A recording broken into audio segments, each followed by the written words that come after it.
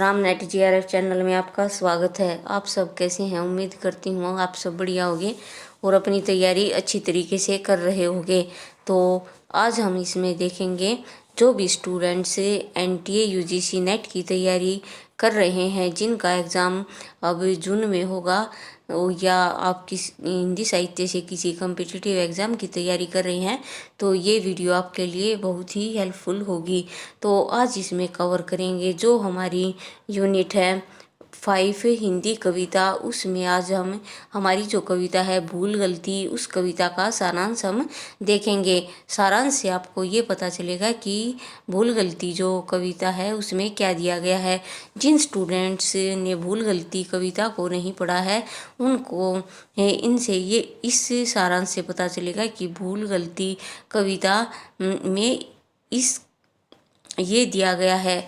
तो आइए देखते हैं भूल गलती कविता क्या है। सबसे पहले तो आपको ये पता होना चाहिए कि जो भूल गलती कविता है वो किस कवि की है। तो ये मुक्तिबोध जी की कविता है और मुक्तिबोध की कविता इसमें लगी हुई हैं। भूल गलती, ब्रह्म राक्षस और अंधेरे में, ये तीनों ही एग्जाम के पॉइंट ऑफ व्यू से इम्पोर्टेंट है। तो आइए देखते हैं भूल गलती कविता का सारांश क्या है। प्रस्तुत कविता भूल गलती मुक्तिबोध काव्य संग्रह चांद का मुंह टेढ़ा से उद्धृत है। तो ये आप ये भी याद रखें कि मुक्तिबोध का जो काव्य संग्रह है चांद का मुंह टेढ़ा, उससे भूल गलती ली गई है। इसमें कवि मुक्तिबोध ने बुद्धिजीवी वर्ग की कायरता व आमजन की दरिद्रता का चित्रण किया है। सामंती वर्ग के अत्याचारों के विषय में कवि कहता है कि बुद्धिजीवियों को कभी यह नहीं भूलना चाहिए कि उनकी गलतियां पूरे समाज में फैली हैं। वर्तमान समय में मनुष्य अपने स्वार्थ के वशीभूत होकर गलतियां करता रहता है तथा न ही इन भूलों के प्रति पश्चाताप करता है। मुक्तिबोध कहते हैं कि बुद्धिजीवी वर्ग के सामने आमजन बेबस व लाचार मुद्रा में खड़े रहते हैं, वे उनका सामना नहीं कर सकते। कवि ने एक भोग विलासी क्रूर शासक के सम्मुख एक हथकड़ियों में जकड़े व्यक्ति को दिखाया गया है। उसका शरीर अगणित घावों से भरा है, वह उसके कपड़े फटे हुए हैं। उसकी दयनीय स्थिति को देखकर दरबारी भी दया भाव से भर जाते हैं, परंतु वह व्यक्ति सुल्तान की आंखों में निडरता से देखता है और उसे बिल्कुल भी भय नहीं है। कवि कहता है कि उस व्यक्ति को अपनी ईमानदारी का पूरा विश्वास है, उसे संकोच की जिंदगी जीना स्वीकार्य नहीं है। कवि सोचता है कि समाज रूपी सल्तनत को गलती रूपी काली छाया ने घेरा है, लेकिन कवि फिर भी बताता है कि संपूर्ण समाज ऐसा नहीं है, उसमें सत्य और ईमानदारी का पैठ अभी भी उपस्थित है।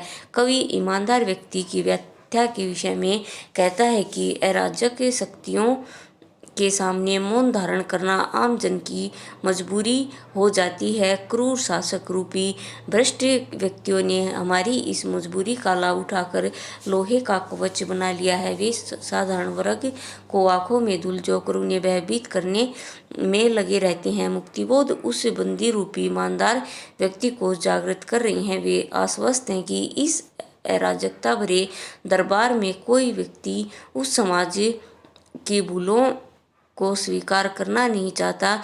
यदि वह प्रतिकार करता है तो समाज उसे त्याज्य कर देगा। जो स्वार्थी व चापलूस व्यक्ति हैं वे उसे बाहर निकलते देख हैरान होंगे और सहम जाएंगे, परंतु ईमानदार लोग खुश होंगे। कविता के अंत में मुक्तिबोध ने बंदी युवक की स्वतंत्रता का वर्णन किया है। वह अराजकता से दूर होकर सच्चाई के रास्ते को खोज सकता है तथा आशावादी समाज का निर्माण कर सकता है। कवि प्रस्तुत कविता के माध्यम से यह संदेश देना चाहते हैं कि अराजक तत्वों को अब हारना होगा और ईमानदार व्यक्तियों को अपनी भावनाओं और विचारों को इतना प्रबल करना होगा जिसमें अराजक तत्व नष्ट हो जाएं। तो फ्रेंड्स, आज हमने इस वीडियो में जो भूल गलती है उसका सारांश देखा है।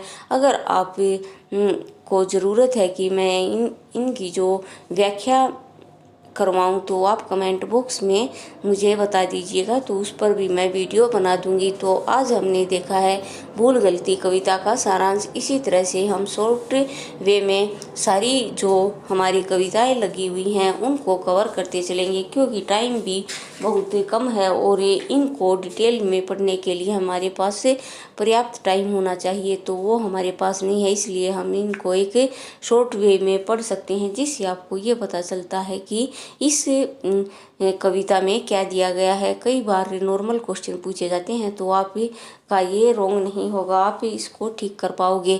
तो आज के लिए इस वीडियो में इतना ही, और अगर आपका कोई भी डाउट या आपकी कोई भी क्वेरी है तो आप कमेंट सेक्शन में पूछ सकते हैं। तो फ्रेंड्स, इस वीडियो को लाइक करें, चैनल को सब्सक्राइब करें और इसे ज़्यादा से ज़्यादा शेयर करें। मिलते हैं नेक्स्ट वीडियो में। Thank you.